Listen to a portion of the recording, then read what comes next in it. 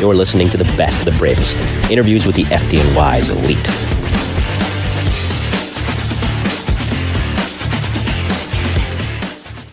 Back to the bravest. We haven't done one of these in a little bit. It's been too long now, so we get back to that. Of course, tonight with Volume 32. If you haven't checked out the previous episode, Volume 26 of the E-Men inside the NYPD's Emergency Service Unit. Jerry Koslowskis was the guest of honor for that. He started out with the New York City Housing Police, and when they started up their housing rescue unit in the late 90s, 1993, 94, he was in that. And when they got merged, rolled over and did the rest of his time in trucks 2, 4, and 8, respectively, across Harlem, the Bronx, and Brooklyn. So we go from that, ESU, to the FDNY. But this is interesting tonight, and I'll tell you why right now, because throughout each volume of the best of the bravest to this point, since we started the miniseries last year, you've heard me chat with a variety of those who fight fire in the 5 boroughs of New York City. Just as pivotal, though, are those who coordinate how those firefighters get to those emergencies, both fire and non-fire, in the first place. And who am I talking about? Well, dispatchers, of course. And my next guest was one for 25 years with the FDNY, handling calls from mostly Manhattan and the Bronx. He knows what it's like to respond to calls, too, because, of course, he served with the Lake Carmel Fire Department, which is in upstate New York, from 1991 through 1998. So he knows both sides of the coin. And for another volume, this volume 32 tonight of the best of the bravest interviews with the FDNY's elite, is going to be our first time talking to a dispatcher, that dispatcher being Jim Raftery. Jim, welcome. How are you? Hey, how's it going? Thanks for having me, Mike. It's going well. The weather's been good. We were just talking about it off the air. This weather's beautiful. Been crazy good. It's almost like, it's too good to be true. It's 60s and 70s. Hoodie and shorts. I was out walking the dog today. It was beautiful. Loving every second of it. No, I was sitting on the porch soaking up the sun like it was May. So I was joking with Jimmy off the air that I'm like, that means the blizzard's going to come in 3, 2. Oh, yeah. Like next Thursday or something like that, we're going to get, 10 inches of snow and schools closed all over the place. Just the way, our rotten luck works sometimes. I know. That's life here in the Northeast with these winters and these summers. Hello to all you tuning in. I see already Jay Driscoll, William Cooney, Don Marie, making sure I don't miss anybody. Jake Rixner. Hey, guys, if you got a question for Jimmy, fire away. And hopefully I can get to it, or I'll try to get to it for sure at the proper time. So before we begin with your career, of course, your childhood, where you grew up, and not only that, you also grew up surrounded by civil servants. So your pathway into civil service yourself was pretty easy. It was molded, more or less. I was born in Astoria in 1973. I lived in Sunnyside for a couple of years. And then we moved to South Ozone Park in 1976, I want to say. I'm the second of 4. And my father was a cop. His father was a corrections officer. And one of the things that my father would call my grandfather, he was what they called a frustrated fireman. What that means is, when my grandfather came back from World War II, he applied for the fire department, and something happened. I think he was too short, because I think at one time they actually did have a height requirement back in the 1940s to become firefighters. Yeah, I think it was a height requirement, but don't quote me on that. Something happened. He didn't become a firefighter, so he went to corrections. My grandfather on my mother's side worked in the subways. His father worked in the subways. 3 of my uncles worked on the buses. I had a couple of cousins that were firefighters. I had an uncle who was a battalion chief in the 1-3 battalion up in Washington Heights. And that's just, 1 or 2 generations in. And now you had myself, my brother. I have a cousin in California who's an EMT for AMR. I have another cousin in Oklahoma who's a nurse. And, I'm not even going to get into my in-laws side of the family, but it's the family business. And, it was just, I never really got pushed to it. I think I was just born with the interest, and, there were little things I would see as I was growing up that kind of pushed me, even closer to it. Definitely a buff. I, dyed in the wool buff. But every Saturday, 5:00, everything would stop.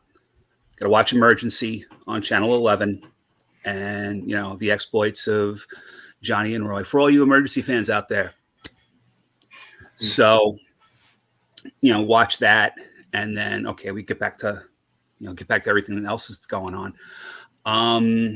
My earliest memories of the job were watching Rescue 4 go up and down Queens Boulevard when I was a kid, like a toddler in a stroller. Rescue 4, Rescue 4.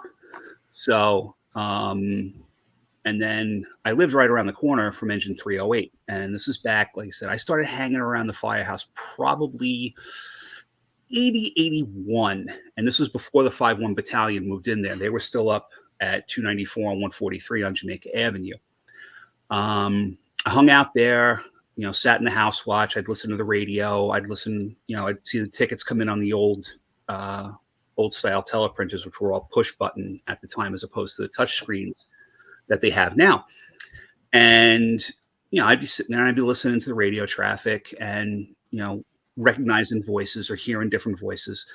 And then, I would hear box this, box that. And as I was walking around the neighborhood, we still had pull boxes, and we had a ton of them in my old neighborhood, South Ozone Park. And you'd see the numbers on the bottom of the box just above the handle.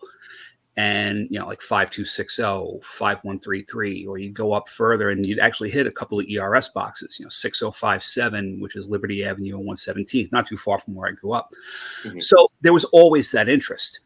In 1984, or actually 1985, somebody got mugged out in front of my house.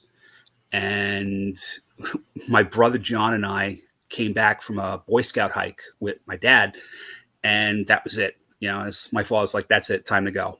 So we moved up to Lake Carmel in Putnam County back in November of 85. I just turned 12. And I knew a little bit about the area because my grandparents had a summer house in Somers in Westchester County. So I was kind of familiar with the area. Got involved with the Lake Carmel Fire Department in 1987 as an explorer. It was a offshoot of the Boy Scouts, co-ed, and you learn how to fight fires and operate pumps on engines. You'd learn how to use truck company tools, opening up, checking for extension, pulling down ceilings with pike poles, popping doors with a Halligan bar and axe. And then later on, when we got a rescue truck, learn how to use the Hearst tools, or Jaws of Life, for those of you who, layman's terms of Jaws of Life. When I turned 18, I was voted in to the Lake Carmel Fire Department as a probationary firefighter. And a couple days later, went on my first run. And I remember it clear as day. It was Saturday morning, about 6:30, 6:40 in the morning. And it was an activated fire alarm or a smoke condition at the local nursing home. Now, being that I was a probationary member, I wasn't allowed to go out on the first due engine. I had to wait for the second due engine to get out. At the time, they had moved one of our tankers in as the second due engine. There's a lot of places that don't have hydrants, so they have to rely on water sources and what they call tanker shuttles, where they'll set up a big folding tank, drop a suction hose in, and then pump it to the engines that are operating. So this thing's like a 1972, 1973 Ford that used to be a fuel truck, and they converted it into a tanker. So here I am, all of 18 years old. Yeah, this is so cool. I'm on the back step, hanging on like this. We're doing hair flowing in the wind. Actually, I had just cut my shoulder length mullet, because as soon as I got voted, I'm like, get a haircut, hippie, and all the old timers, get your haircut. Right. And I walked in borderline high and tight like I have it now, and that's good enough. So we're going down the road, and I'm like, this is so cool. This is so cool, and that's the fun began. But at the same time, I would listen to the scanner just to hear what was going on. And I guess you could call it an unfair advantage, because at night, with the way radio works, you get that skipping. And here I am sitting in my room one night, like 10:30, 11 o'clock, and I hear, in the Bronx, a telephone alarm, the box is blah, blah, blah, blah, blah. And I'm like, oh, this is cool, And then I hear Staten Island phone alarm box, blah, blah, blah, and you would hear the phones ringing in the background. It was a really high-pitched ring. And, you'd listen to them and like, man, this is so cool. And back then there were this is like the mid to late 1980s. So back then there were certain things that, they could get away with. And, it wouldn't be uncommon to hear like Rescue 3 switching over to the Manhattan Freaks. Yeah, 10-4, Big Blue. Things like that. But things weren't really working out. I wasn't really having fun at home because I was going to community college. I was working at the local hospital as a housekeeper, as they called it. They call it like environmental services now. I think it's just, a glorified term for a janitor.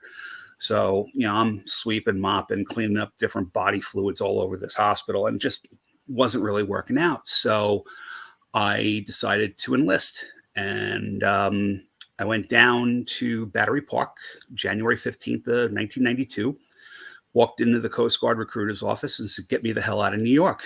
And they're like, okay.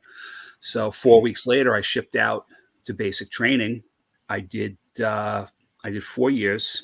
And like I said, get me the hell out of New York. But after going through basic and being, an 18-year-old kid, dumber than a stump when it came to, life outside of New York State, what do? I get myself assigned to a ship in New York on Governor's Island, which at the time was the big Coast Guard base. It's now a park. And actually, it was really cool. One day I was at work, and after New York City had taken over Governor's Island, I watched them demo one of the 10-story apartment buildings. They just dynamited it. It just came down. I was like, oh man, that is so cool. I love watching things like that. Stuff getting blown up. So much fun. So I did 2 years on a ship, traveled all over the Caribbean, chasing smugglers, migrants.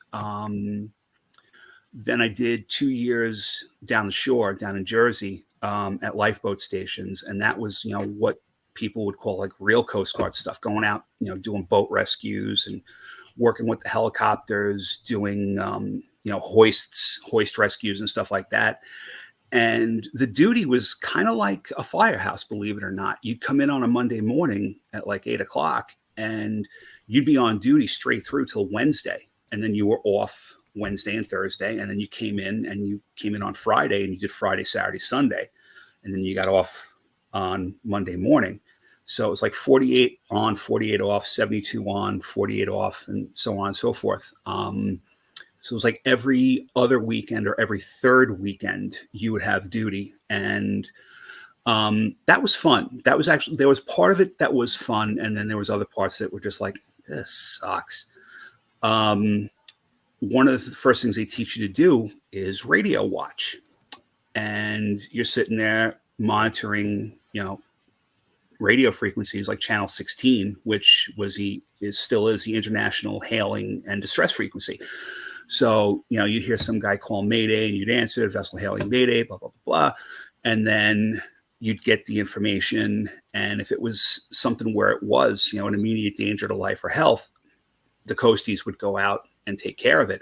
If it was something like the guy broke down, 2 miles off of, we'll say, Seagirt, well, this isn't right. We're not going to take care of this. We're going to send you guys a commercial tow, and the commercial tow will, rake you over the coals, charging you like, $100 per foot on the length of your boat, another $50 for how long they have, like every half hour they have to tow you. So, end of 95, I was at my unit. I was at Sandy Hook, New Jersey, and my father calls me. Now he's a detective sergeant at the time. He's also the commanding officer of the detective squad at the 2-5 precinct up in Harlem. And he says, listen, I'm looking in the chief. For those of you who don't know what the chief is a civil service themed newspaper here in the New York City area. And he says, listen, there's fire dispatchers test coming up in January. Why don't you take it? I'm like, I'm not really sure it's what I want. Let me think about it. I said, give me like an hour and I'll call you back. And it just so happened that sitting next to me was a reservist, guy by the name of Neil Wilson. happened to be a lieutenant in 321 engine in Brooklyn. And he says, what's that all about? I said, my dad just called me. He's telling me, take the dispatcher's test. And he's like, you want to be a fireman? I went, yeah. He goes, take the test, get your foot in the door. And to this day, I owe a debt I could never repay, to not only my father, but to Neil Wilson, wherever, he may be. And I got discharged in February of 96. I took the test in January of 96. I also took my EMT course through Lake Carmel, and I applied for fire department EMS because at the time, it wasn't a civil service test. You could actually apply for it. So applied for that and took the physical for it. Got called down a few weeks later to do the interview with the bosses of communications. And they sit you down in a room and, you got all the big bosses and then somebody from human resources and they're like, what do you know about the New York City Fire Department? I'm like, well, I used to hang out at Engine 308 in the 5-1 Battalion. So I know the difference between an engine and a truck. Oh, that's good. And one of the guys giving the interview tries to trip me and he goes, where'd you live? And I'm like, really, dude? Okay. Because, you come out of the service, you walk around with a certain amount of confidence and you're also, I'm also 23 years old at the time. So, I got a chip on my shoulder the size of the Grand Canyon. And I'm like, I lived on 117th Street off 107th Avenue. I said, I could hear the doors opening when they were going out on a run. And he's like, okay, fine. He's, I used to be the chief dispatcher in Queens. I just want to make sure. And I'm like, all right, fine. So I got appointed April 7th of 97. And I was incredibly fortunate to get appointed when I did. And the reason being is because I got to learn how to do the job from guys who did it without a computer, tracked everything on paper, tracked everything with plastic chips, and just did it all without a computer. And in some of the busiest times the city had ever seen, during the 60s and the 70s when, you could cross the Whitestone Bridge from Queens into the Bronx and just count the plumes of smoke. You'd have the second alarm here, fourth alarm there, and all hands here. And, that was like an everyday occurrence for these guys. And I mean, as one of them said, going like the hammers of hell 24 hours a day. So it's a good way to describe it. Oh, yeah. And we were trained in the basement or the sub basement, actually, of the old Staten Island dispatcher's office. Back in the day, we had 5 dispatcher's offices, one in each borough, and they were all in parks. The reason why they were in parks was because in the event of like a mass conflagration, the buildings wouldn't be an exposure problem. So they were all set back off the street, with the exception of the Manhattan office, was right on the curb. Excuse me. And, everything ran from there. So we were, down in Staten Island for the better part of almost 2 months. I had 3 amazing guys as instructors. Lloyd Moskowitz, who was the chief dispatcher in Queens at the time.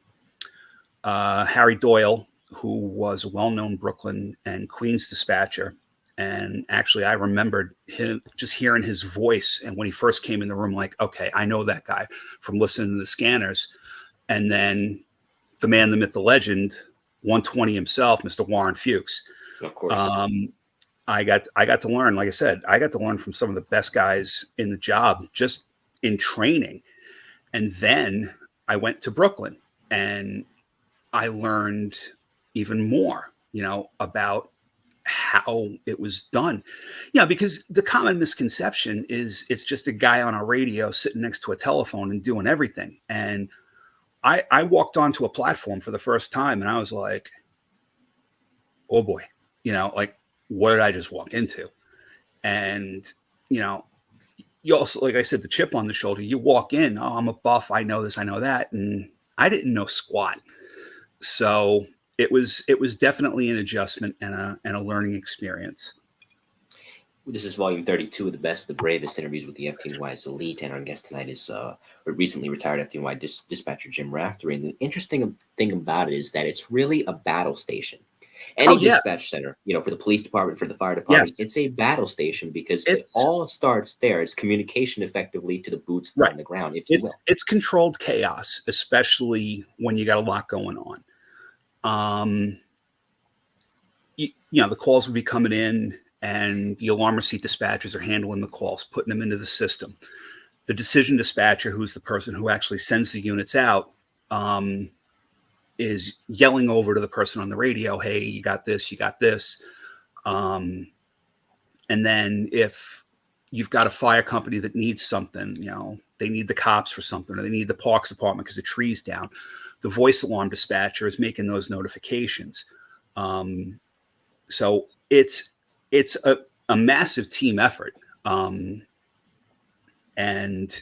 there are times, as one of my former supervisors put it, it's 11 and a half hours of peace and quiet with a half an hour of absolute chaos, interspersed through a 12-hour tour. Cause we worked 12-hour tours. We worked from 07 to 19, 2 days, 19 to 07, 2 nights, and then have 4 or 5 days off, depending on our rotation in the schedule. Wow. So I did 6 months in Brooklyn. And like I said, I was, snot-nosed punk kid, thought I knew everything. And I stepped on quite a few toes, and I got sent up to the Bronx. That was in October of 97. The Bronx at the time was a very senior borough.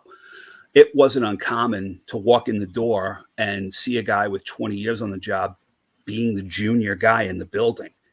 The boss had 35 years on the job. Everybody else on the platform had, from as much as 32 to, like I said, 20 years. And here I am, 6 months on the job. And I'm like, oh boy, and that was my tune-up, my attitude adjustment. I was still learning more about the job, but everything I did wrong, I got written up for it.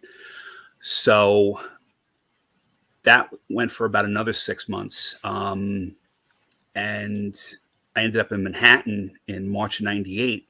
And if you can't handle Manhattan, then they try to terminate you. But I was, once again, very fortunate. I flourished. I loved working in Manhattan. Loved it. Coming to work, it's like, all right, it's 7 o'clock. Let's burn some stuff down,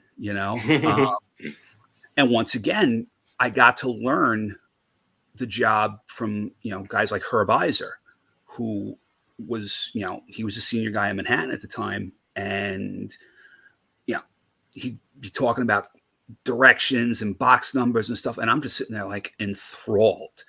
And I'm like, teach me, master, teach me, And the way I try to explain to people the way things are in fire communications, if you want nothing but fire and a steady diet of nothing but fire, go to Brooklyn. All right. There, I said it, guys. Brooklyn's the borough of fire. Okay. If you want a decent amount of fire and then some like really weird stuff that could happen, go work in Queens. And Queens is a very difficult borough to work in because of all the restrictions. And we'll get into that a little later. But between the airports, the pipeline that run the gas pipeline that runs through Queens and Brooklyn, and just sometimes you have like isolated companies, geographically isolated. It's, I've heard stories from guys. It's not uncommon to be the first due engine on, a job, and they're waiting like 7 or 8 minutes for that first due truck to get in there. So they're operating on their own and they're getting their butts kicked. So that was one of the other things that, made Queens very, very unique. If it's going to happen on the 5 o'clock news, it's going to happen in Manhattan. And you've had tons of chiefs on the show, and like you had Chief Norman on a while back. Yep. I met him when he was the captain of Rescue 1 when I first went to Manhattan. And if you want to get somewhere, like on the firefighting side of it, if you want to get somewhere in the job and start getting serious stars and bars on your collars, you work in the 1st division and the 3rd division, because you don't know what you're going to get when you pick up the phone. And I mean, from train derailments to cruise ships losing power in the middle of the Hudson River to high angle rescues. Week and a half before September 11th, we had a guy on a paraglider hang himself up on Statue of Liberty's torch and then get, hauled up by U.S. Park Police and ESU. So, anything that could happen is going to happen in Manhattan. The Bronx is my favorite borough to work in. I loved working in the Bronx. The firefighters are great. They're gentlemen. The dispatchers were, for the most part, a lot of us were, just like crusty. I worked with a lot of like crusty old men for the first couple of years, and then there was a big turnover about 22 years ago, where anybody who could retire pretty much went, and now it's a younger job. And it's just, I just had so much fun, and getting to learn from, guys like Dennis O'Connell, the Beef, for those of you who know who the Beef is, Mark Manuli, and, watching them and picking up more tips and tricks along the way. One of the best things about working with Dennis O'Connell was, the guy knew the streets like the back of his hand. And when you're working the decision dispatcher, where you're actually sending units out and you're doing relocations, we'd get a fire. Next thing you know, Dennis is sitting right next to you. And, all right, listen, you're going to take this guy, put them there. Take this guy, put them there. Take this guy, do this, do this. And, okay, fine, you do it. And then, well, why did I move this guy and why did I move that guy? And he goes, well, let's look at it. We'll just say relocating ladder 4-8 from Hunts Point and relocating them to 32 truck up on White Plains Road. And it's 3 o'clock in the morning. All right. Well, they come out of the firehouse, they loop around, they go up, Edgewater, they make a right on Bruckner Boulevard, they go to the Bronx River Parkway, they're up there in 10 minutes. You make that relocation really quick. And now it's starting to really make sense. It took a good 4 or 5 years before things really started to click with me. And, learning the streets a little better and getting my navigation skills a little better. Because I'm of the belief that it's, not a good trip unless you make at least one wrong turn. So that's true. You live and you learn. Yeah. So I was in Manhattan from 98 to 02. I went back up to the Bronx in 02. I did a hitch as an instructor out Staten Island for a couple months in 02. Back to the Bronx. Got promoted to supervising dispatcher in 04. Did a year in Queens, 3.5 years in the Bronx, and then another 3 years in Manhattan. If you can't figure it out, I got a bit of a mouth on me, and I don't have a problem telling you what I think. And I'm pretty blunt in my assessment of things. And I pissed a lot of people off during my career. I will not deny that. I own it 110%. And I got busted down for mouthing off one time too many about a marine emergency response. So I got busted down in 2012. To add insult to injury, I got put in Brooklyn. I hadn't worked in Brooklyn in like 15 years, so I was like a total fish out of water. I'm a Manhattan and Bronx guy. And then like 6 months later, I got up into the Bronx, and that's where I was until I retired earlier this year. Quick question from the chat before you continue. Okay. Amongst a couple of them. And still Cussall says, question for Jimmy, since retiring, have you found any love for Squad 288?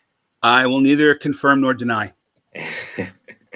And one of the other ones for Brooklyn, Ron Caraba, who's been on this show. Oh, Ron's good people. He is. He's a good guy. He's featured previously for the Best of the Bravest. He says, I heard the Borough of Liars.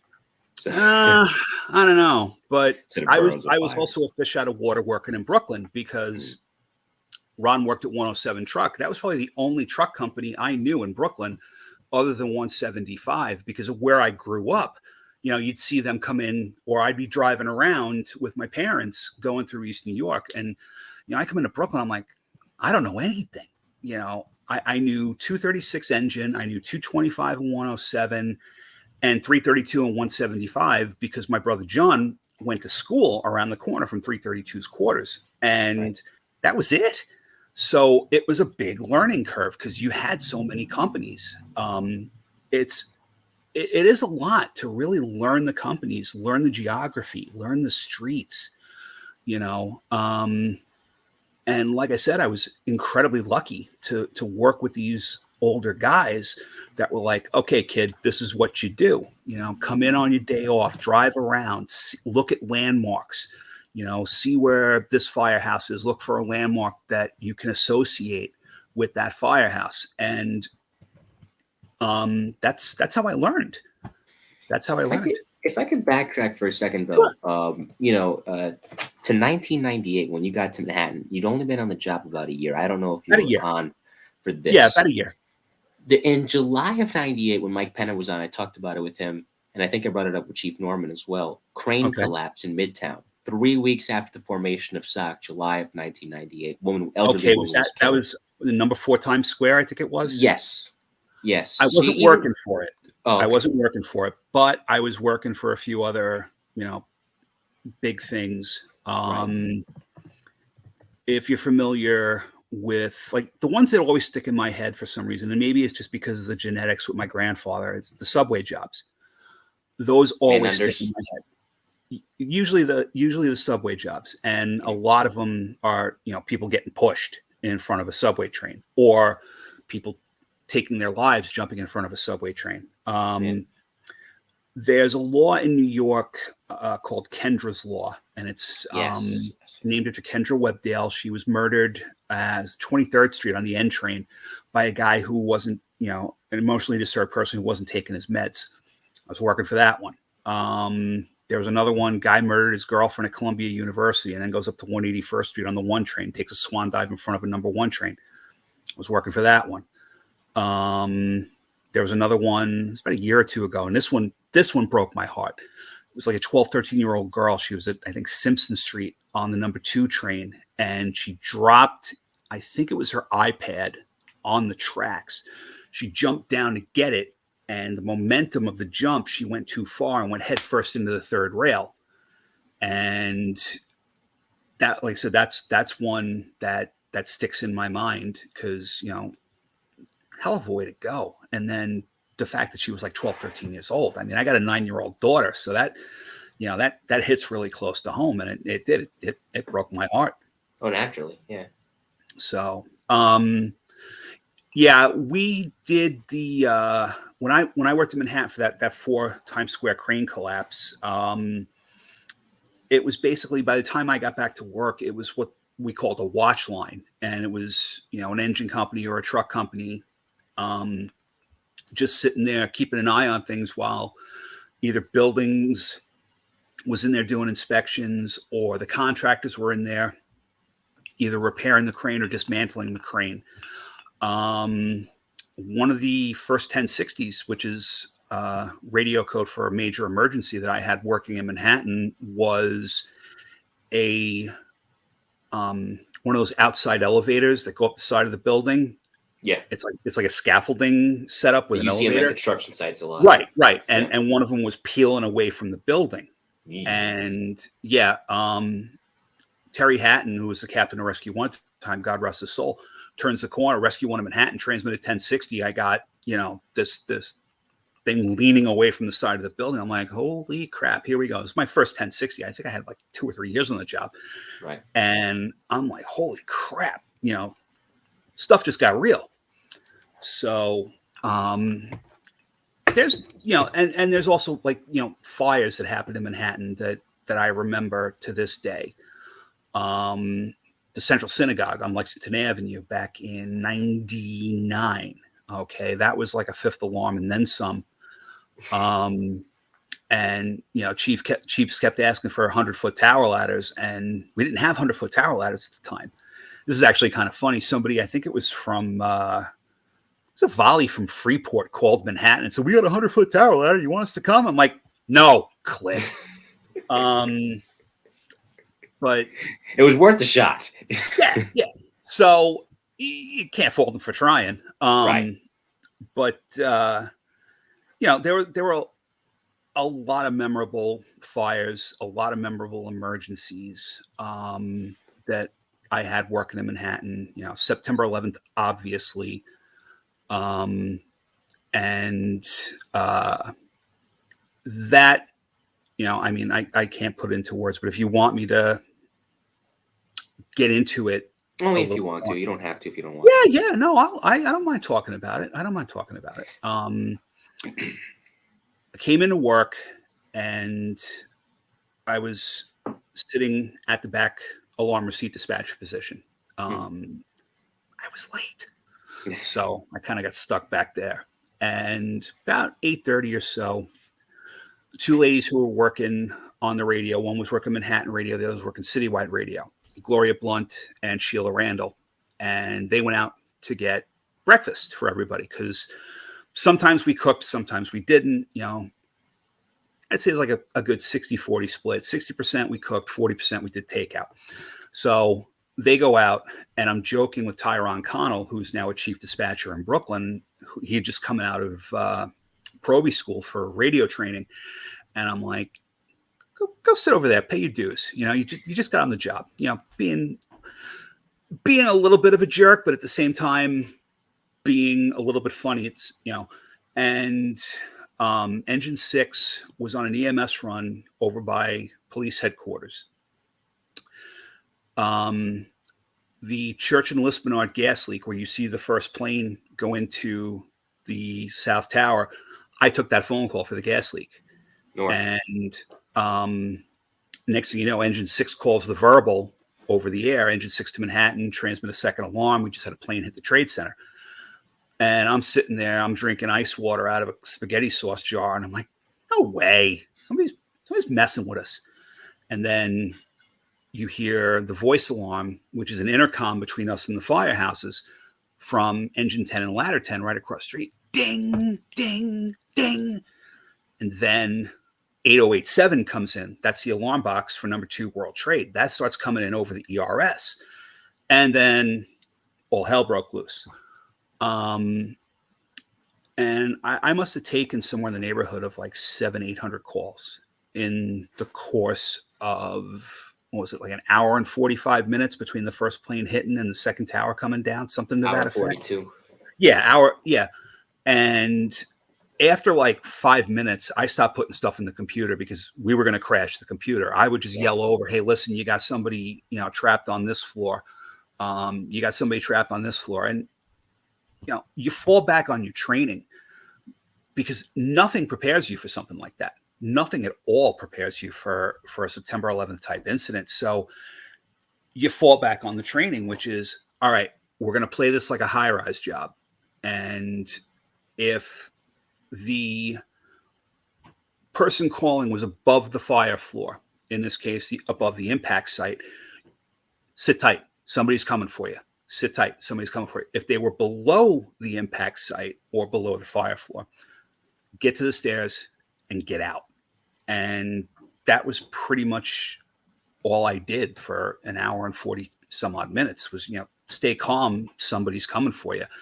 And I remember walking out of the building and just being like stunned, absolutely. State of shock, stunned when the towers came down, and sitting outside going, I'm not even supposed to be here today, because I had swapped out with somebody. I was supposed to work that night.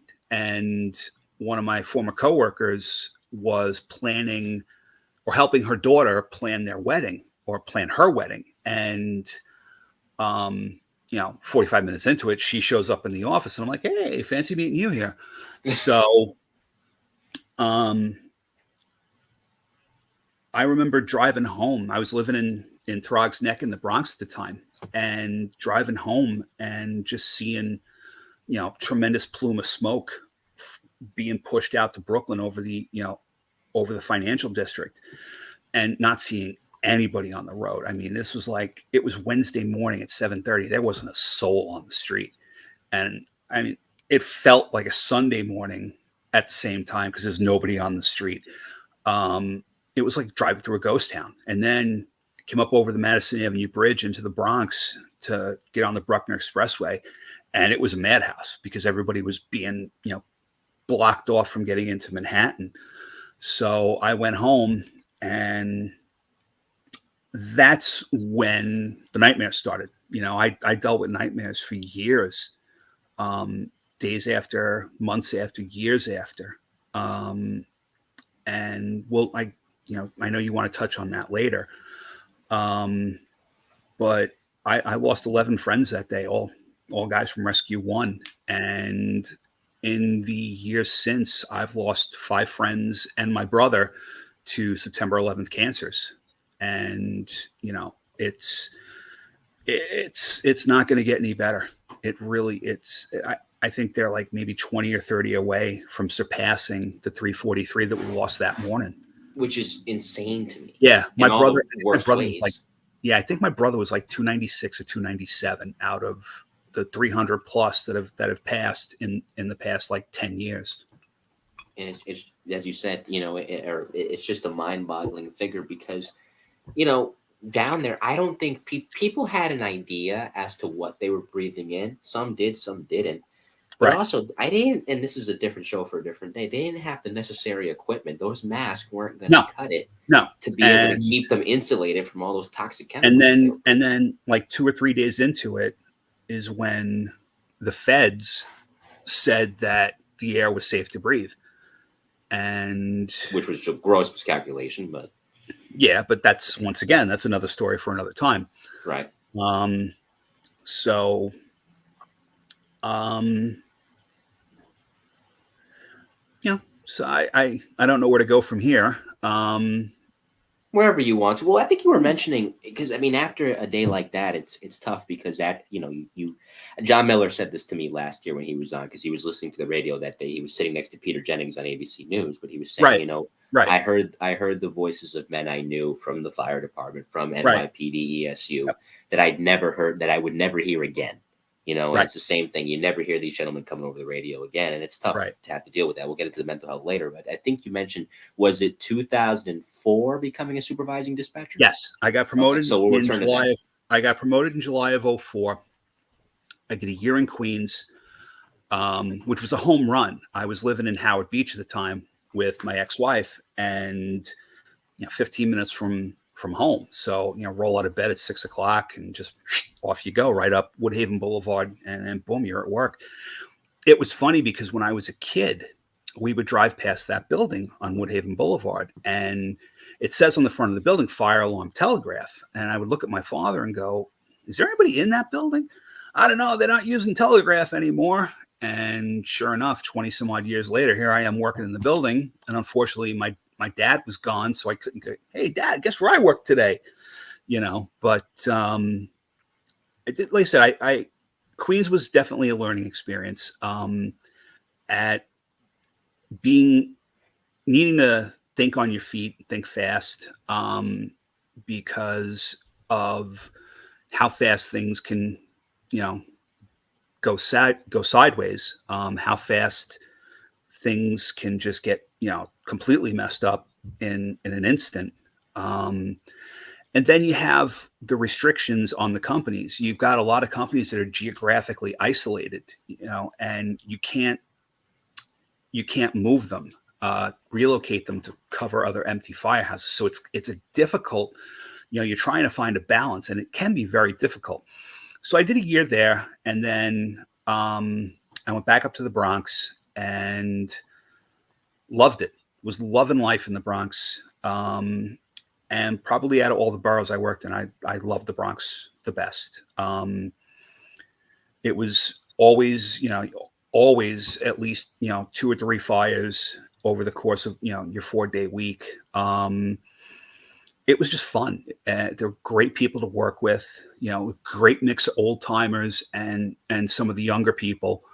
A lot of jokes, a lot of pranks, a one of my personal favorites was this one guy comes in, and I think he was like royally hungover from going out with his friends the night before. Allegedly. And no. And confirmed. yeah. And Dennis O'Connell, the supervising dispatcher, looks at him and quotes Animal House right off the bat. He's like, "Fat, drunk, and stupid is no way to go through life, son." And that was another thing. You know, we would sit there and like, you see these memes on Facebook, you know, "Oh, I'm a dispatcher. I speak English, sarcasm, and 10 codes fluently." Yeah. And also movie quotes. I'm sitting there one day in the Bronx. I got like 6-7 months on the job, working the radio, and I got an all hands going in a row of stores. And in the background, we're watching Full Metal Jacket. So, you know, Gunnery Sergeant Hartman, you know, "I am hard, but I am fair. You will not like me, but the more you hate me, the more you will learn." And I'm trying to talk to the 7th Division and keep a straight face while Joe Miserandino, who was sitting next to me, is whispering in my ear, you know, "I will rip your nuts off, Private Pile, so you cannot contaminate the rest of the world." And I'm like, "You stop killing me here," you know? So this is some of the stuff that would go on. Or the Thanksgiving prank phone call, which I am famous for.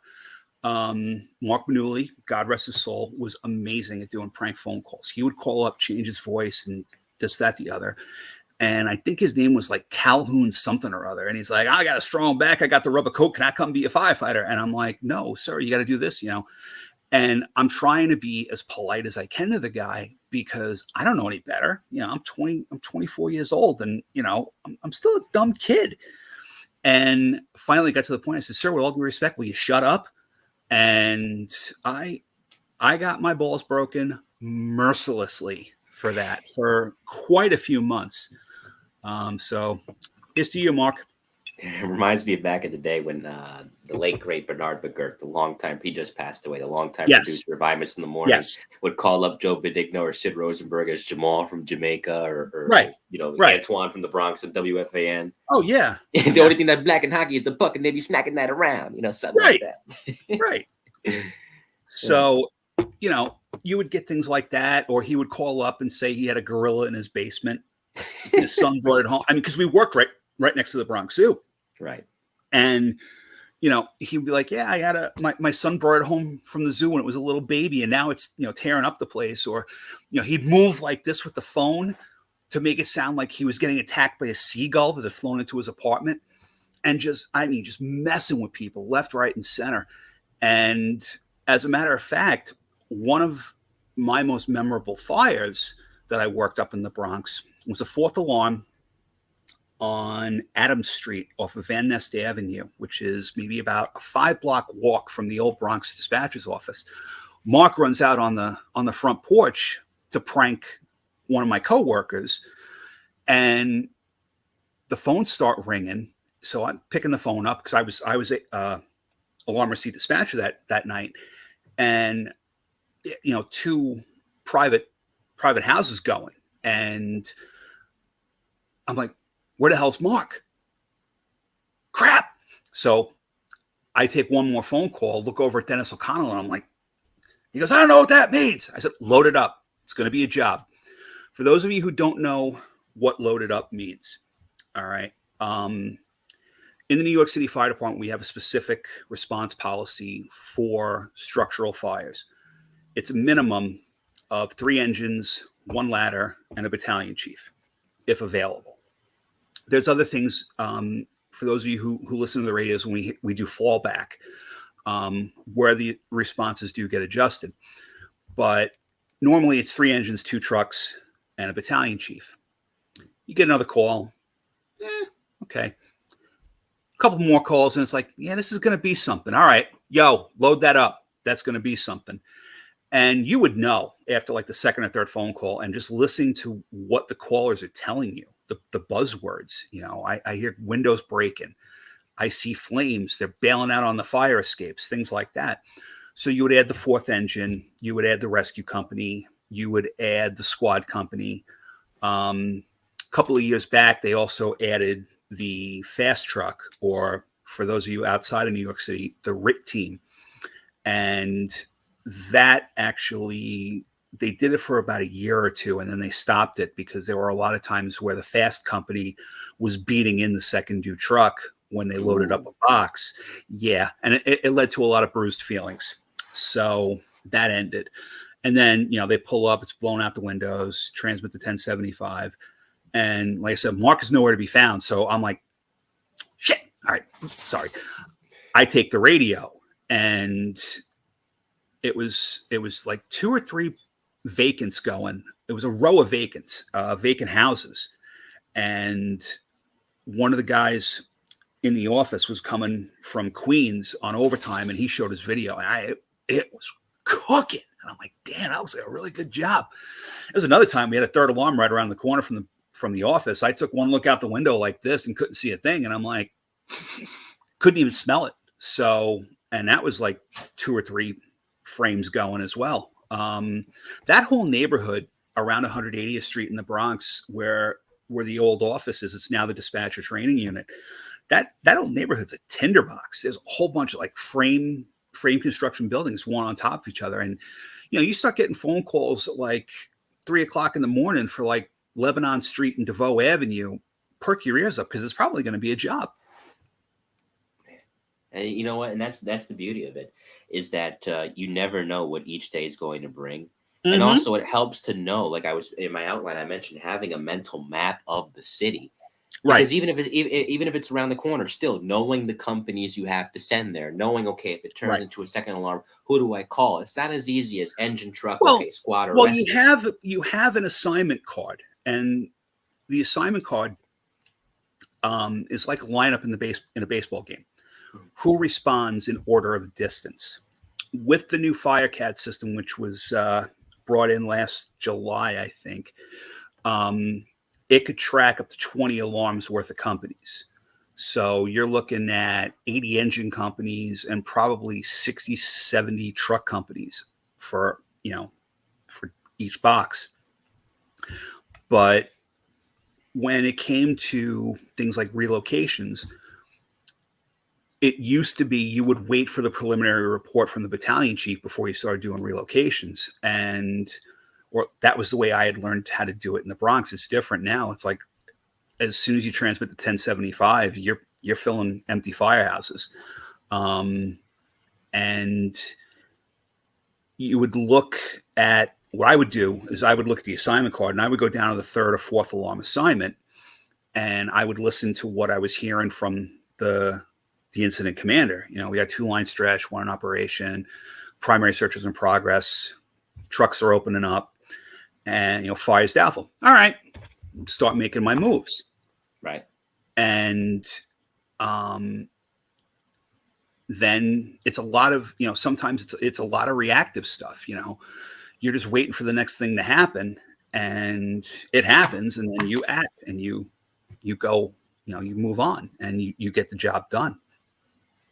One of the things I'm curious about, though, is excluding the major incidents, the major 1060s, like a September 11th, and things like that. When you do have what I would refer to as a citywide job, to where sometimes, listen, okay, something's happened in Manhattan, you have Rescue 2 right over the Brooklyn Bridge, for example, or Squad 41, or not Squad 41, Squad 252 and Squad 1, I should say, right over the Brooklyn Bridge. If there's something going on by extension in Brooklyn, and 252. Oh, there's like an order of battle, is the best way to describe it. If you have a situation where, we'll say Squad 18 is first due to a box, and they're acting as an engine company, and it turns out to be a job, Squad 1 gets turned out as the normally assigned squad. And if you have a situation where, let's say the job's on the Upper East Side, and Squad 41 is tied up at an all hands in Washington Heights, we'll say. You normally assigned squad is not available. If you want one, we can special call one for you. And upon transmission of the all hands, which means the first 3 engines and first 2 ladders on the first alarm assignment are operating, you automatically get a squad company and a rescue company if a rescue company isn't already responding. So to answer that question, we'll just say it's 79th Street and Madison Avenue. It's about as far south as 41 goes, if memory serves me right.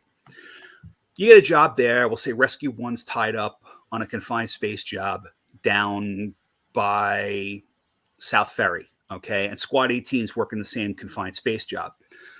Units pull up, transmit at 1075. They get the additional units, and then it's the responsibility of the dispatcher to tell the incident commander, being, in this case, I believe it's the 10 Battalion over there.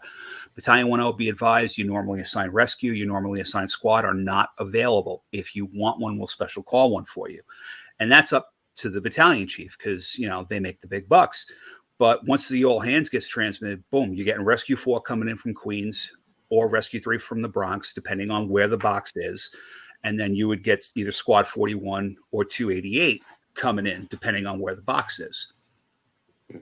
And not only that, but I was going to say, if you have a job in Brooklyn too, I was mentioning this both in my ESU miniseries and Best of the Bravest, the Verrazano's right there. So if you need Rescue 5 to come in, and now Squad 8, which just came into existence, same thing potentially. Or am I wrong with that? Although when I retired, Squad 8 was still I don't want to say restricted, but exclusive to Staten Island.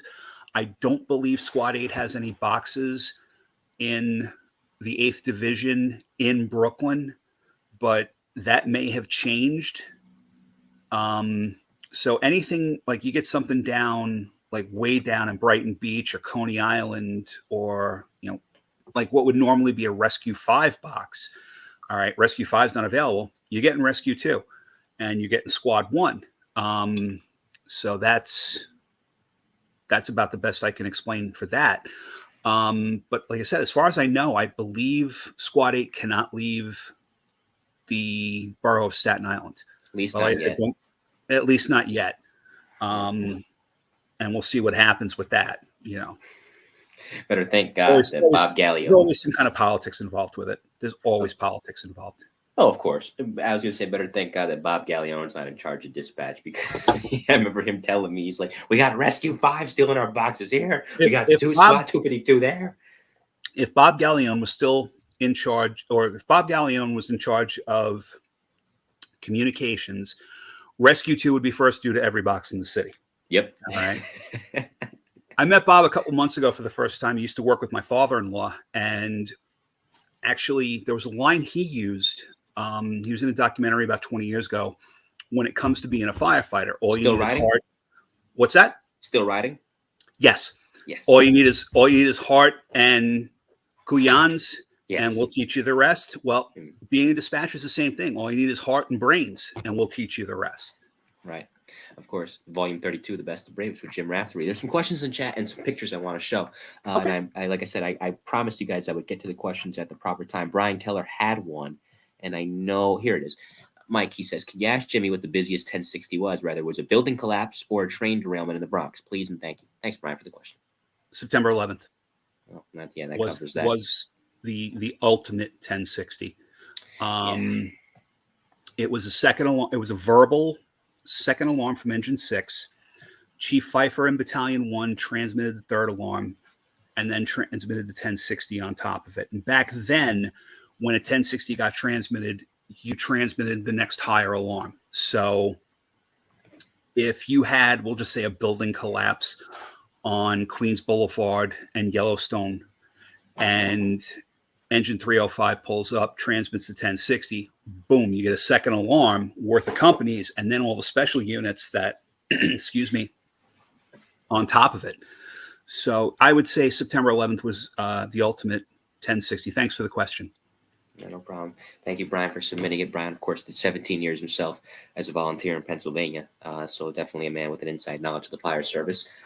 Once again, thank you for submitting that question. Now for the pictures. And this is the first one where it all began. All right. That's me in the middle. This is 1975 in Forest Park in Queens. To my left, I'm the goofy looking blonde haired kid in the middle. So to my left is my brother John, who I lost last December. He was a lieutenant with FDNY EMS. That's my oldest cousin Gina on the other side, and it looks like that's my cousin Diane being held up by my aunt in the red bloomers there just behind us. I said that's about 1975, 1976 in Forest Park in Queens. And now for the second one. Last day? My last day on the job, January 9th of this year. That is my lovely wife, Christine, and our daughter, Cassandra. And that leg there, I think, is either Adam Garrison, who's a well-known radio buff, or Sean Olson, who's a lieutenant with Boston Fire, a good friend of mine from Code 3 Collectibles days. And this would be Engine 308. Where it all began. Yep. The roots, what I like to call the roots of buffitude. I took this picture in 2017. They were coming back from multi-unit drill.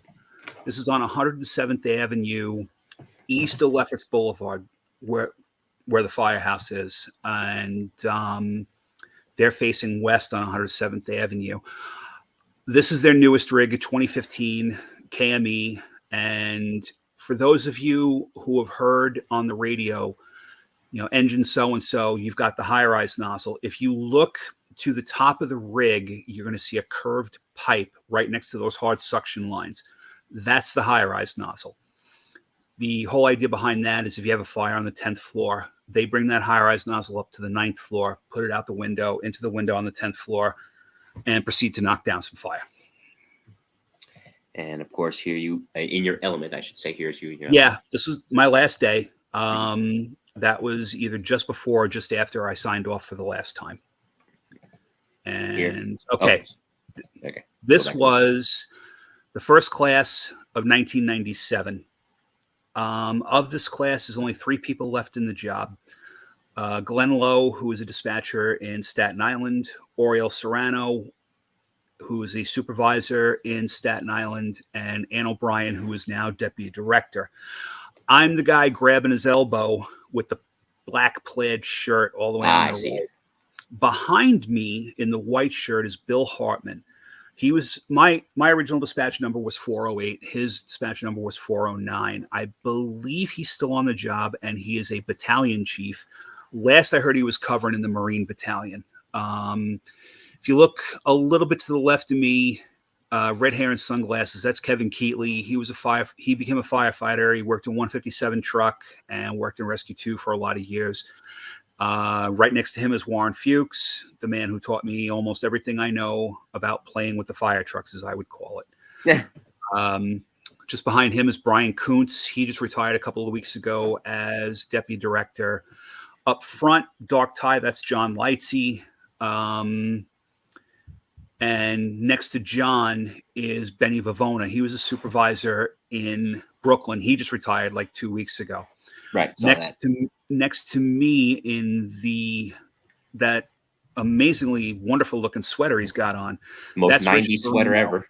Yeah, very. We all thought he was going for a sit down with, some of Gotti's boys down in Howard Beach. That's Rich Farino. He retired as the chief dispatcher in charge of training about a year ago, actually. Right around this time last year is when Rich packed it in. And we also have Cheryl Phillips. We have Pat Kulikowski. I think she went on to become a court officer. Kenny Rudder, who was a dispatcher in Queens for a lot of years. Dave Monty, who went just about everywhere. He was a cop. He was a fireman. He went to sanitation. He went to tech services for the fire department. I have no idea where he is now. To the left, all the way to the left, was John Porcelli. He was the director of communications when I came on the job. Next to him in the blue shirt is Lloyd Moskowitz. He was one of my instructors, and at the time, I believe he was the chief dispatcher in Queens. And then behind them in the dark glasses was Joe Higgins. He was the deputy director of communications. He covered Manhattan, the Bronx, and Queens. And these next few pictures are you in your different kind of element, which is actually as a fireman. Yes, that was 1993 at a bus extrication drill in Mahopac Falls in Putnam County. Notice the 3/4 boots because we weren't cool enough for bunker gear back then. And the Darth Vader helmet. It's the old Metropolitan helmet, I believe they call it. And look at that porn star mustache, I tell you. It's epic because I was still in the service at the time. I was home for the weekend and I had heard about this extrication drill. I'm like, yeah, let's go. And, got to cut open buses and, break stuff. It was so much fun. And then, of course, the next one. This is 1996. And once again, oh, dear Lord, look at that mustache. That was just after I got out of the service and just before I got my bunker gear. That is sitting on the back step of my rig from Lake Carmel. It's a 1994 Pierce Dash 1,500-gallon tanker, which I believe is still in service. I think they're looking to replace it soon, but I haven't talked to anybody in Lake Carmel for a while, so I'm really not sure, because I love doing apparatus photography. It's been one of my hobbies over the past, I would say, 15, 16 years. Here's the next one, and I'm going to skip ahead after this one. But all right, that was November of 1991. Live in Viva La Mullet. Mm-hmm. I think my sister Karen took that picture. And obviously, you notice in the back, I'm a really big Kiss fan. I'm a big Metallica fan. And the pillow, I bought that Slayer shirt at a concert, and I didn't realize it had a humongous hole in it when I bought it. I just grabbed it and took off to fight the mob from buying shirts, and I come home and I notice it's got a hole in it. So what does my mother do? My mother cuts out that square, grabs another one of my concert shirts, and makes a pillow out of it. There you go. Pretty creative. And I'm going to skip ahead here. This one's pretty cool.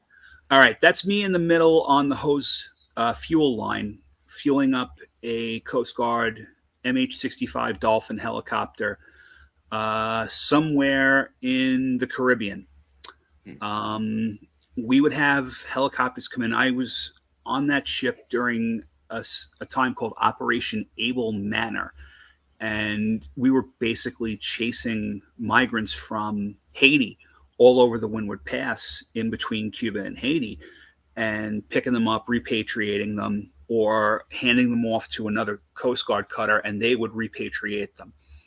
So one of my jobs was fueling the helicopters. Another one of my jobs was actually doing all the technical stuff for putting fuel on board the ship and having to shuffle it around to different tanks so that the ship wouldn't have like a 15-degree list to starboard as they were pulling out. So basically I worked on all the engineering stuff outside of the engine room. A couple more. This second to last. That was my ship, the Coast Guard cutter Dallas. She was commissioned in 1967. This is her decommissioning in 2012 down in Charleston, South Carolina. She is now a ship with the Filipino Navy. Okay, interestingly enough, and this is the last one, the dispatcher flowchart. Dispatcher flowchart. Okay, this shows you how information is received and processed in a dispatcher's office. Okay, calls come in from 911, ERS boxes. They come in from private fire alarm companies such as like ADT, Rapid Response, USA Central, and companies like that. They all go into the alarm receipt dispatcher. And the alarm receipt dispatcher talks to the caller, verifies all the information, and also filters out a lot of the stuff. Firefighters don't go up and pull cats out of trees. And we told people, listen, we're not sending a fire company out for that. If you want to go knock on the firehouse door, okay, fine. And, they start getting really, like belligerent and stuff. I'm like, all right, listen, take a can of cat food, or tuna, put it at the bottom of the tree. The cat will eventually come down.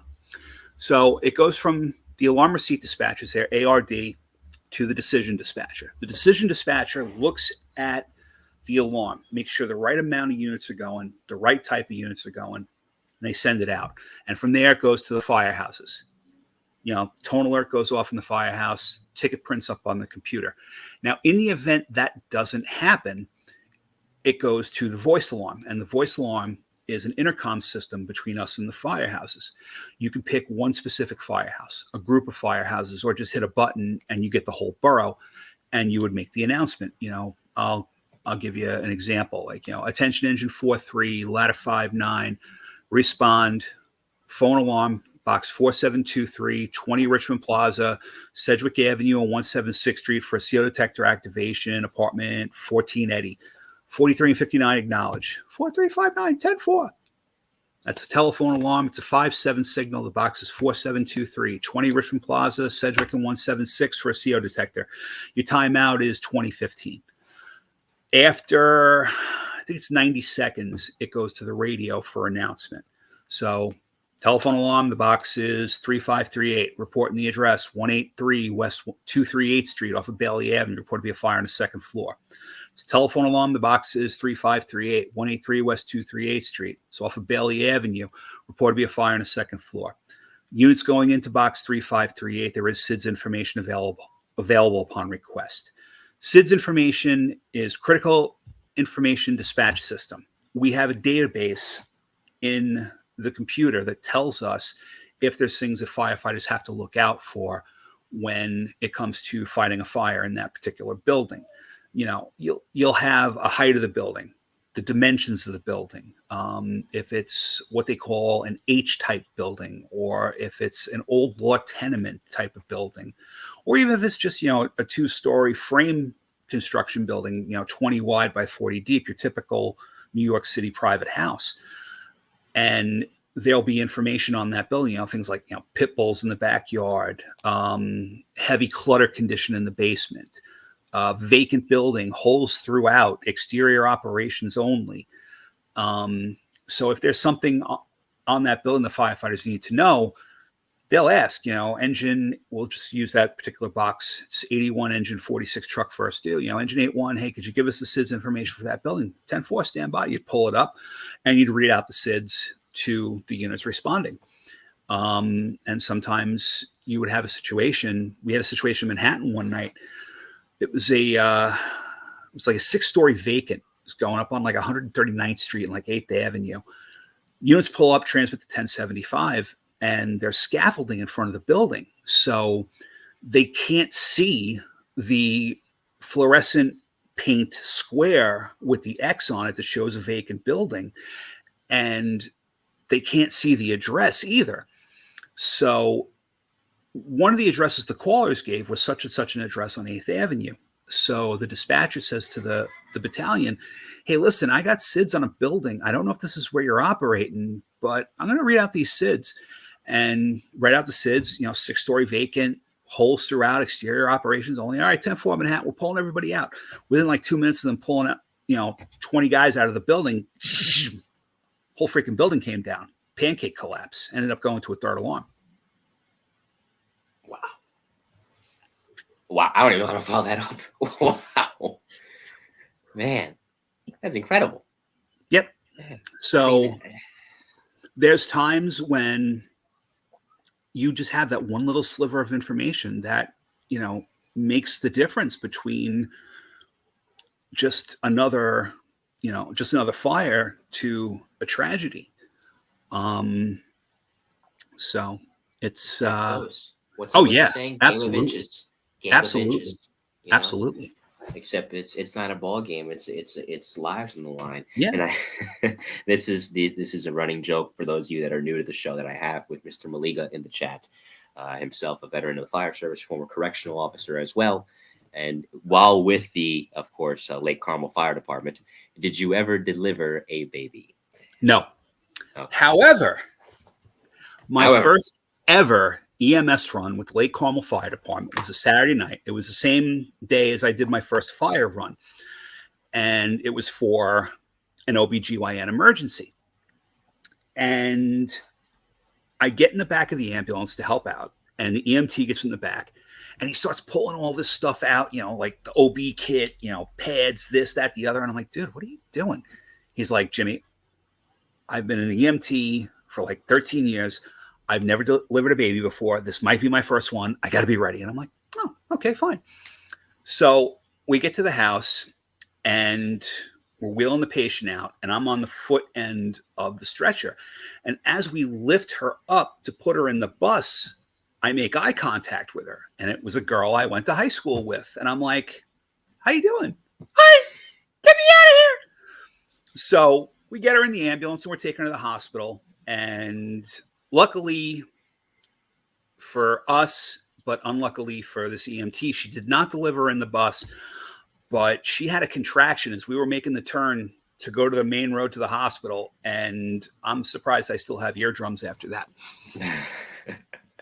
I've always said, I think I joked about it with Patty Pogan, who went for my one of my ESU guys. Ma'am, if it was me on the call, ma'am, you good? Yeah. All right, just let me know when you're done. All right, I'll be right here if you need me. That was probably the other part that it brought a sense of satisfaction, but also at the same time it broke your heart when you're going to the home of a family friend and you're doing CPR on your family's friend in the middle of the living room. That happened to me a couple of times. I lost my father to a heart attack in March of '97. It was 3 weeks before I got appointed to the fire department. And a week prior to that, not even a week, like 3 or 4 days prior to that, I was the EMT treating one of his friends who was having a heart attack. And luckily we got him to the hospital. And as far as I know, he's doing quite well today. But, 4 days later, boom, my dad's gone. So. And one of the other questions in the chat comes from John Smith III on a more lighthearted note. What are you drinking, Jimmy? I am presently drinking Knob Creek Rye. However, prior to switching to the rye, I was drinking Bushmills Irish whiskey, and it was aged in a sherry cask. I got it from my cousins who came over from the UK earlier this year. Plancha. I am drinking, meanwhile, water. Good old distilled filtered water to keep these vocal cords going. And sometimes, you get cotton mouth, the nerves can get to you. Yeah. So water is good for that. Nothing fancy here on my end, at least in the Mike the New Haven podcast. But nonetheless, in different varieties, we are quenching our thirst. And that is the most important thing. This is volume 32 of the best, the bravest interviews with the FDNY's elite. First time I've ever spoken to a dispatcher on the show, and that dispatcher is Mr. Jim Raftery. So I will, before I get to the rapid fire, ask you about this. Of course, your last day was that fire in the Bronx that claimed 17 lives. And correct. I had somebody, speaking of the issue, Glenn Klein, and I always go back to this analogy because it's such a great one. Police, fire, EMS, naturally, wherever you work, you see a lot of really messed up things that stick with you. And he likened it to a sponge. Things. Right. A sponge, you squeeze the sponge and you can't get everything out. So that it's not the note you want to leave on. Tell me about trying to, overcome those things. It's difficult. It is. One of the things that I learned, and I unfortunately learned it a little too late in my career, was not bringing your personal problems into work. And how they always, and I said this on another podcast a few months ago, they tell you never to bring work home with you, but the opposite also applies. Don't bring home to work. And I was going through a divorce, and it wasn't necessarily contentious, but there were things about it that were just driving me crazy. And then on top of that, I lost my mom. A week after that, I mentioned Dennis O'Connell a number of times. He was like my mentor in the Bronx. And I learned, I have a debt of gratitude. I could never repay the guy for how much he taught me. And we lost him a week after my mom. I had lost my father-in-law a year prior. So I was getting hit with all this trauma in a very short period of time. And instead of actually going and talking to someone and venting it out, I kept it inside. And the angrier I got, and I would lash out. I would lash out at people. I would lash out at family. And instead of, I think this is where mental health comes in very, it's very important to first responders, on both sides of the radio. The guys out in the field, they got blood on their boots, or, they pull an infant out of a building who's burned over, 90% of their body. But prior to that, I'm the one listening to the mother who's screaming, bloody murder, that her baby's trapped in the building. So we're right there with you, and we hurt just as much as you do. And instead of maybe somebody from management pulling me to the side and going, "Hey, Jim, is there something going on we should know about? Are you all right?" It was, "Hi, Jim, here's your charges." So, I would lose, 4 or 5 days pay for being a jerk to somebody on the phone. And, people knew what was going on with me, my personal life. And it was my own stubborn stupidity for not getting help sooner. And like, I went for a good, 8, 9 years before I finally sat down and said, "That's enough. I need to get some help.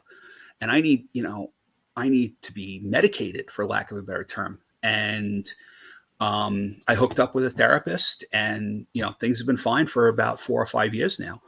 My last day on the job. Okay.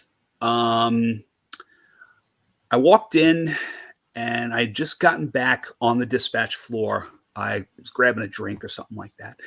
And the box goes out, 3162, 333 East 181 Street off of T-Bout. Fire on the 3rd floor. And it was like, at the start of it, from the dispatcher's point of view, it sounded like, your typical apartment building fire. You get a couple of calls, smoke here, smoke there, and all right. And now a couple more phone calls start coming in, and we're like, all right, this is going to be something.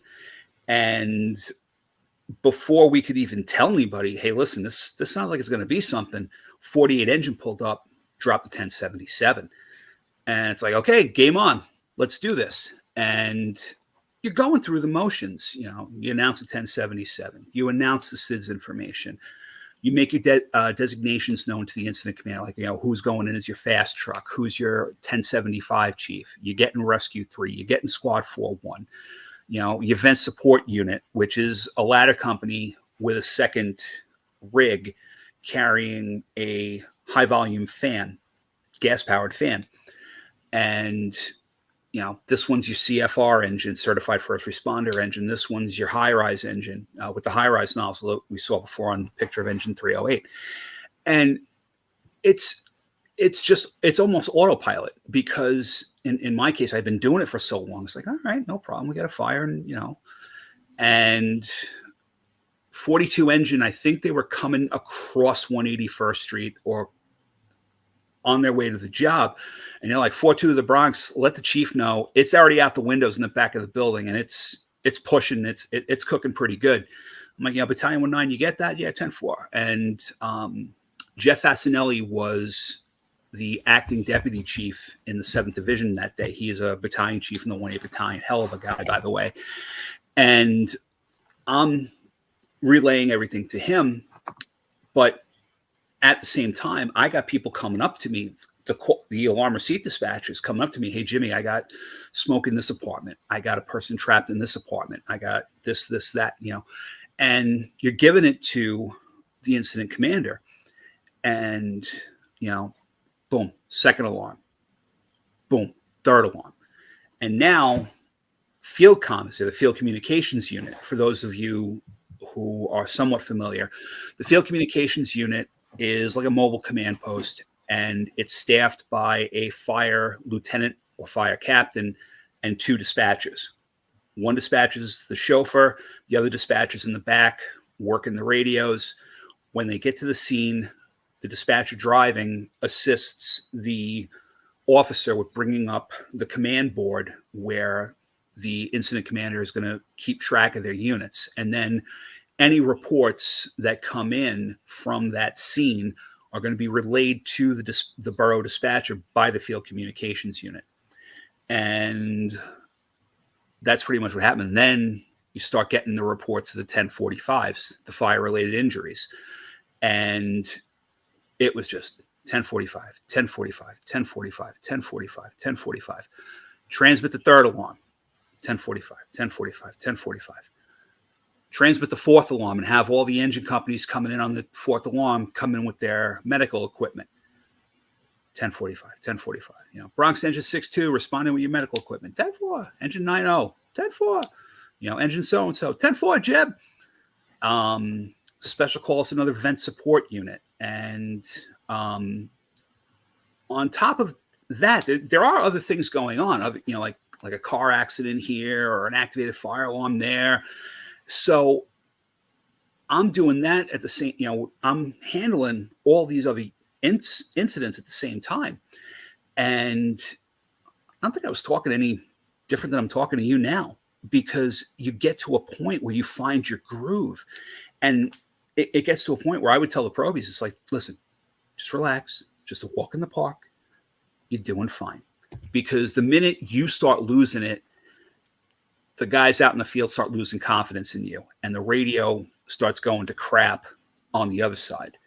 So maintaining that level of calm, it takes a while to learn. It doesn't come overnight, and it didn't come from me overnight either. So now they transmit the fifth, and more 1045s. And now we're getting reports from EMS because they're in the same building as us.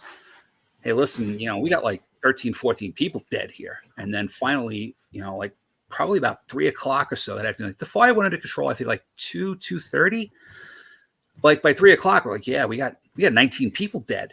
And I'm like, holy crap. I mean, you want to talk about bookends to my career. 4 years into the job, I have September 11th, and which is, words can't describe. And then my last day is the most, the greatest loss of life in a building fire in the city of New York in years. The only one I think that came close was a job on Prospect Avenue back in 2017, where like 13 people got killed. I think so. Yeah, 13. Yeah. I remember that one. So it was like, damn, but at the same time, everybody else and every dispatcher will probably tell you, if you ask them, it's just another day in the office. They're not looking for a pat on the back or anything like that. It's just, hey, we had a job to do. We did it. And there were, like, I would tell people later on, it may not have sounded it. And this is going to sound really messed up for people who are not in a first responder occupation. I was having fun, put aside the fact that there was such a massive loss of life, and then 40 plus people injured on top of that. Okay, I was having fun because I was talking to the units. I had units that didn't know where they were going, and it's like, okay, well, where are you? Okay, I'm here. All right, listen, you're going to go up this road. You're going to make a left here. You're going to see a McDonald's on your right-hand side. Bang a left. Go about 8 blocks. It'll be on your right-hand side. That was something I learned from Warren Fuchs, and I learned a little bit from Gary Greenbaum, too. Gary was a retired supervisor in the Bronx. He did 41 years on the job. The man is a walking encyclopedia. And I didn't get to mention him earlier. Sorry, Gary, if you're watching. But I owe him also a tremendous debt of gratitude for what I learned from him. But we were also so short on units because this incident, the fire on 181st was escalating so quickly. It actually got to a point where I'm calling the relocators coming in from Queens. And I'm like, where are you right now? Oh, we're on the Throgs Neck. Okay, listen, when you get to the top of the Bruckner interchange, which is where the Hutch, the Bruckner, and the Cross Bronx all meet, and you can see the Whitestone Cinema sign. It used to be a drive-in movie theater. I think it's like an Amazon warehouse or something like that now. I'm like, tell me when you get to the top of the Bruckner interchange, because I got to put you available, because I got nobody available in that neighborhood. I need you in service. And once again, I had another truck coming over from Queens. I'm like, where are you? We're halfway across the Whitestone. All right, no problem. Listen, when you pass our office, because our office was right along the Hutchinson River Parkway, just below Pelham Parkway, I was like, let me know when you get to Pelham Parkway. I'm putting you 10-8, acting as towel out of 5-1. 10-4 Bronx, no problem. So that's one of those things that I was in my element. And I think also it's kind of a lost art because you have GPS and you have a generation that's reliant on technology instead of actually getting out there and seeing stuff. And that would be a tip I would give to anybody coming into a dispatch job. Get out there, see what's out there, landmarks, anything. Just get out and see it. So when something happens and this person's, a caller starts describing something to you, oh yeah, we know where that is. Like you get something on the Bruckner Expressway at, now we'll say White Plains Road. I'm by the old Kmart. Okay, I know exactly where you are because I used to drive past it every day. Or you'd hear I'm over by like New Park Pizza, which is Cross Bay Boulevard. I think it's 157 Avenue, 156 Avenue. Used to live in Howard Beach. Used to live in South Ozone Park. I know exactly where it is. And if one person in the office doesn't know where something is, there's going to be somebody else who does, because they either live in the borough or they've traveled in the borough and they know where things are. One more question before the rapid fire comes again from Stu Kelsall. He wants to know 2007, the Deutsche Bank fire. Were you on duty for that one? No, I was at Great Adventure with my wife, who is now my ex-wife. No, I was not there for Deutsche Bank, but I was there for a couple other, relatively famous jobs. Probably the most famous in Manhattan, like in the years following September 11th, was the St. John the Divine fire. Yes. Which was in December of 2001, I want to say.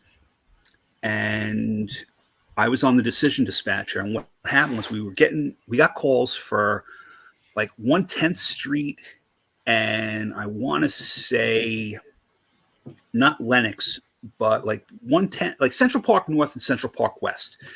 And funny enough, engine 47 is first due to St. John's, and they drove right past it and didn't see a thing. And they get down to 110th and CPW, they don't see anything. And now the call comes in for St. John the Divine. So now I got companies coming from further up in Harlem.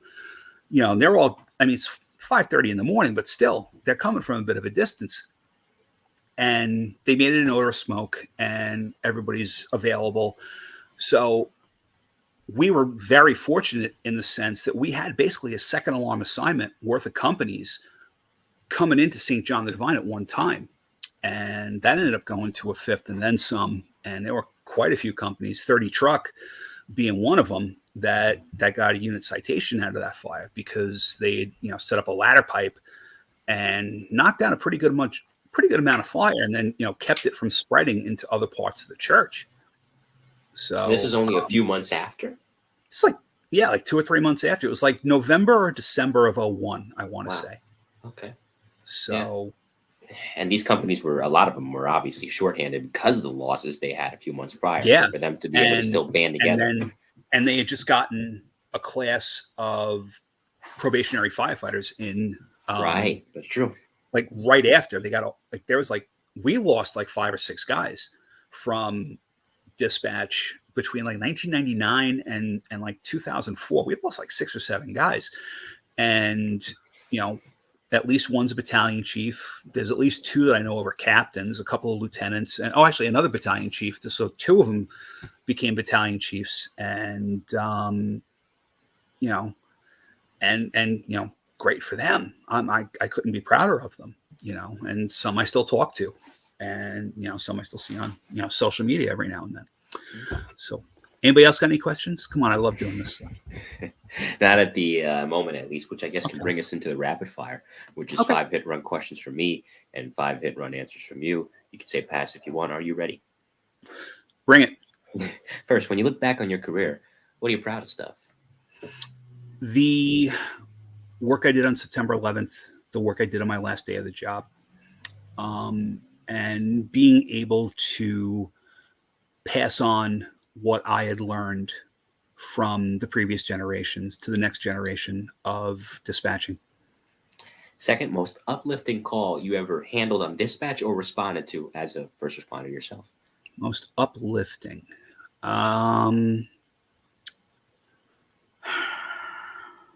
Okay. It was summer of 2002. It was a job on either Union Avenue or Prospect Avenue. It was on the 10th floor of a project building, and it was like a 10, 11-year-old kid trapped in the apartment. And he called like 2 or 3 times, and I got him on the phone each time. And, I kept telling them, wave a towel and, let them see you so they know where you are. And I stayed on the phone with him the final time. And I listened to him as he was being pulled out of the apartment by members of 42 Truck. So I would say that was probably the most uplifting out of any of the calls I ever took in, 25 years on the job. That's amazing. Third, and you kind of mentioned a lot of it earlier, but you could expand on it, maybe include another piece of good advice, best advice anyone ever gave you. Get out and see stuff. Get out and see stuff. Eyes and ears open, mouth shut, which I didn't really take as evidenced by my disciplinary record. But definitely get out and see things. And just because you have a background in the fire service or you're a buff like we are, doesn't mean you're going to be good at this job. I worked with people who at one time probably couldn't tell you what a tiller truck was if it ran them over in the street, but they were some of the best dispatchers I ever worked with. And then there were people who thought, they were like the biggest buff in the world. And when it came to actually doing the job, they weren't that great at it. So it gives you an advantage to a point, but after that point, the rest is on you, that you've actually got to go out there and pick up this knowledge. Interesting enough. Fourth, favorite bar or restaurant in New York City? Okay. Favorite bar would either be the Bronx Ale House on 238th Street between Bailey and Broadway.